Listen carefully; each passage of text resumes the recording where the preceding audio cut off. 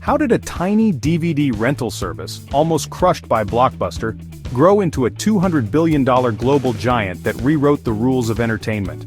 This is the story of Netflix, a company that started with late fees, survived humiliation, made bold bets on the future, and went on to reshape how the entire world watches TV and movies. But this isn't just a story about streaming, it's a story about risk, reinvention, and one of the greatest business battles of modern times. Today we uncover how Netflix turned rejection into revolution, and why their story holds some of the most powerful lessons for entrepreneurs and dreamers everywhere.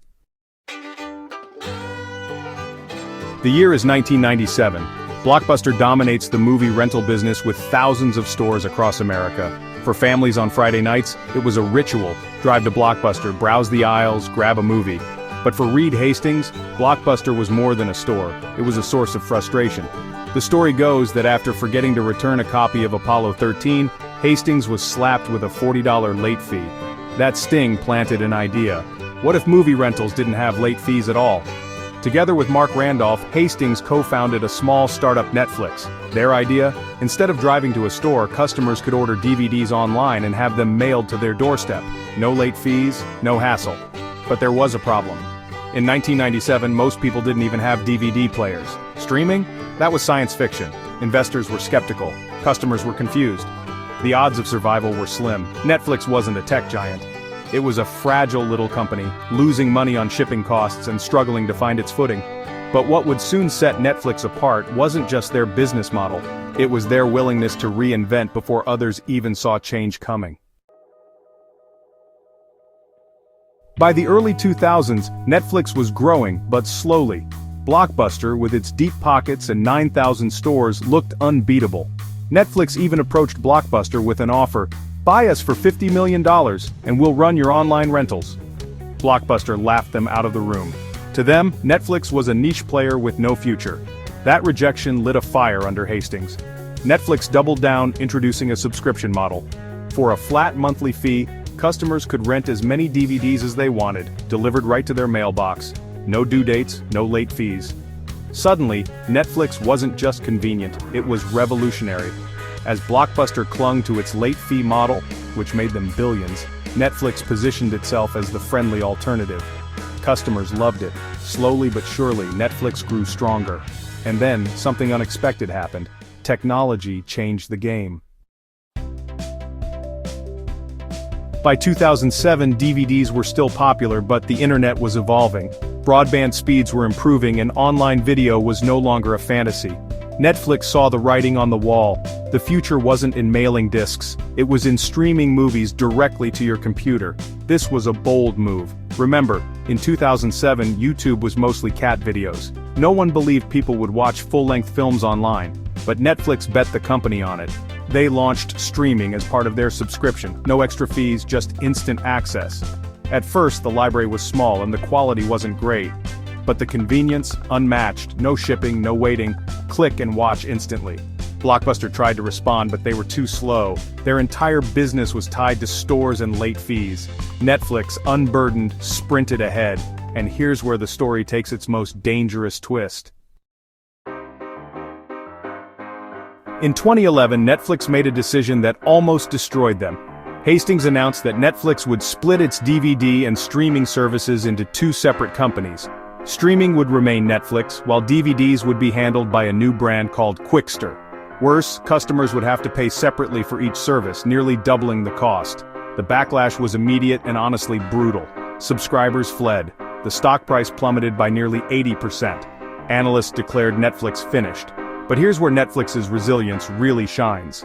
Instead of defending a bad decision, Hastings admitted he was wrong. He scrapped Qwikster, refocused on streaming, and began rebuilding trust. It was a painful stumble, but it forced Netflix to fully commit to streaming, and that commitment would soon transform them from a rental company into a content powerhouse.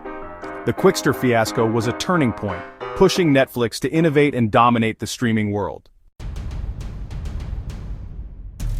By 2013, Netflix was known for convenience. You could watch what you wanted, when you wanted, on almost any device, but convenience just wasn't enough. The competition was catching up fast, and streaming alone wasn't a unique advantage anymore. Competitors could copy streaming. What they couldn't copy was original storytelling and exclusive content. So Netflix made a radical bet. They would create their own shows, investing hundreds of millions of dollars in content no one else had. Their first big swing, House of Cards. It was a smash hit, drawing in millions of viewers and making headlines.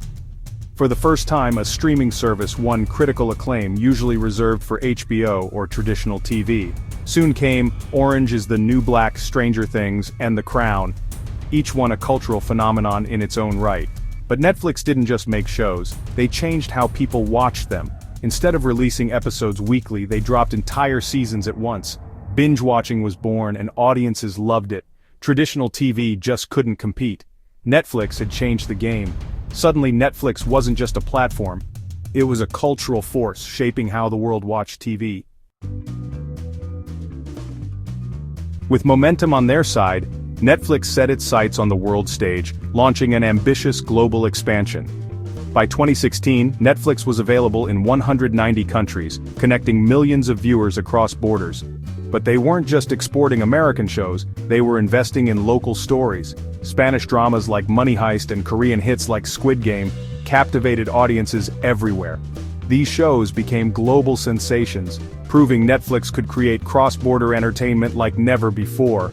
Squid Game alone drew over 100 million viewers in its first month, becoming a cultural phenomenon.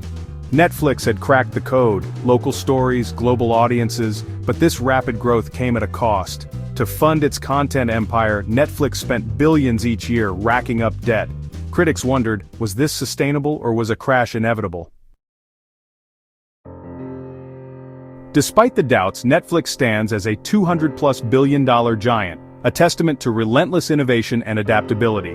Its brand is now a verb, Netflix and chill, woven into pop culture and daily conversation.